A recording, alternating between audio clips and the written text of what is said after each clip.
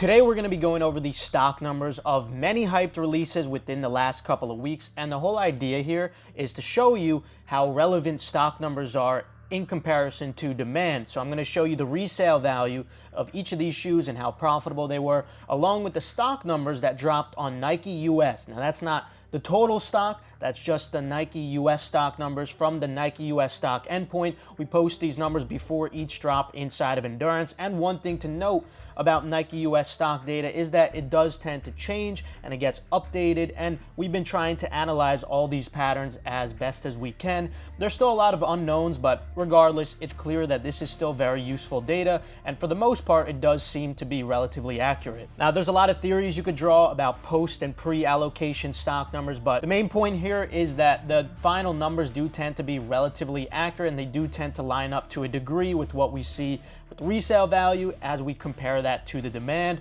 So I'm going to show you guys some examples, and this way you guys can come to your own conclusions on what sneaker is going to be profitable, what sneaker is worth reselling based off the demand that you gauge off of like StockX bids and what your local demand is looking like, what comments are looking like under social media posts, along with now the knowledge of these stock numbers. And we do post the stock numbers before every single release far in advance inside of Endurance, and as they get updated, we update everyone accordingly too, especially the day before the drop. So if you want to come to your own conclusions on what's going to be a profitable release or not a profitable release, this is a pretty good video to give you an idea of how to go about that. Because remember guys, it's not just demand that matters, it's supply and demand. And together, the market tends to reach an equilibrium, and that's where you get the resale price, or even if they end up selling below retail, like when sneakers tend to go on sale. So we're gonna run through a bunch of examples of these hyped shoes that dropped, some of which ended up being profitable, some of which ended up being bricks, and you'll hopefully have an idea of how you guys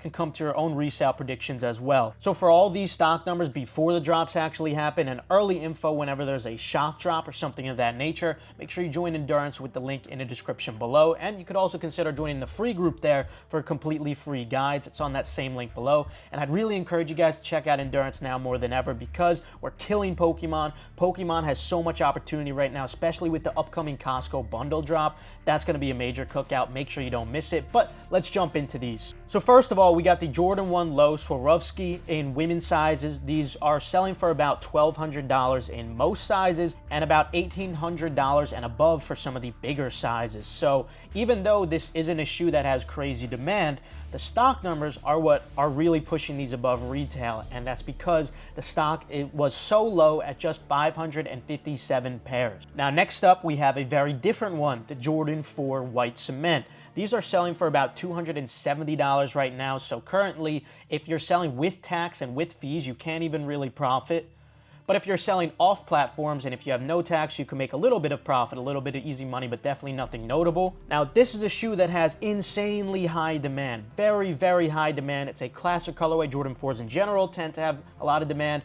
This pair definitely has crazy demand. You could see it leading up to the drop with the crazy high sale volume, despite it being relatively high in price. But the stock on these was also very, very high. So there was about 90,000 pairs at one point, and it looks like they ended up dropping about 14,000 pairs on exclusive access and about 64,000 pairs on the main drop. And I'm not sure what happened to the rest of the stock. In my opinion, they're probably reserving that stock for some kind of a Jordan Reserve restock or something of that nature. This is another example of these patterns with the stock changes that we can't come to full determined conclusions yet, but we could come to some hypotheses at least, and that's one thing that I'm thinking. Maybe when you see that post-allocation number, they might be tending to save some or not.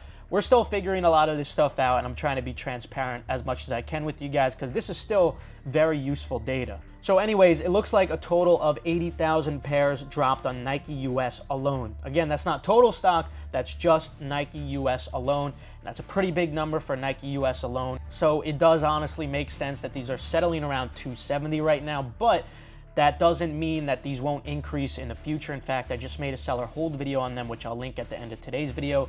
Definitely worth considering holding this shoe. Next up, a very different one, we got the Jordan 1 Ruby. These are actually selling for $230. Well, not really. They're actually selling for way below retail, like $150. But on the surface, it looks like these things are reselling for $230 because that's where the listings are. And this is what tends to happen on low demand shoes that just have really, really low stock. These only had 6,200 pairs, and that's pretty low stock for a Jordan 1 release. It's not low stock in general. You know, we see lower stock on that for many releases, but for a Jordan 1, that is pretty low. But regardless, it's not low enough for these to really be profitable. If you look at the sales, they're selling for below retail, even though the listings are high. But with these releases that have such low stock, you can be very patient as a seller and still come out making money just because there's not a lot of listings. Next up, a very unique one, we have the Air Force 1 Lil Yachty, this time in the Concrete Boys Lucky Green colorway. These are reselling for $220, easy profit. This is a good shoe that we definitely recommended everyone would go for it, and that's because not only did these have decent demand, but they had pretty low stock too, at only 8,900 pairs. At one point, the endpoint changed to 390 pairs, which was really confusing to see. This is another example of these certain patterns that we just can't come to absolute conclusions on yet. We're trying to figure out why this stuff tends to happen, but at the end of the day, it does seem like the number released was closer to that 8,900 range, and that does line up to what we see with the $220 retail, considering there was already decent demand on these two, being a Lil Yachty collaboration on an Air Force 1. Next up, we got the Zoomfield Jacks Travis Scott in Lychee Blue. These are selling for about $170, so they're bricks. This pair had subpar demand, considering it's a Travis collab, but being a Travis collab, it's still gonna have a little bit of demand, but unfortunately, 8,000 pairs were loaded initially, and it looks like they ended up dropping 13,000 total pairs. With 13,000 pairs on this particular model that doesn't really have good demand, nothing too crazy about the colorway either, but mostly the model is driving the demand down. With 13,000 pairs on this model, it makes sense that they ended up bricking. Next up, we got the Jordan 3 Seoul 2.0. These are currently selling for $250, so they are above retail, but similar to the white cement 4s, it's pretty hard to profit if you have tax and you're selling on platforms. If you could avoid one or the other, or both, you can make some brick profit to lunch money. Definitely nothing notable though, but there was good demand for this Jordan 3. In general, Jordan 3s don't have great demand, not like Jordan 4s, but still pretty decent demand. It's a pretty important shoe, but the stock on them was pretty high at 36,000 pairs, at least for a Jordan 3.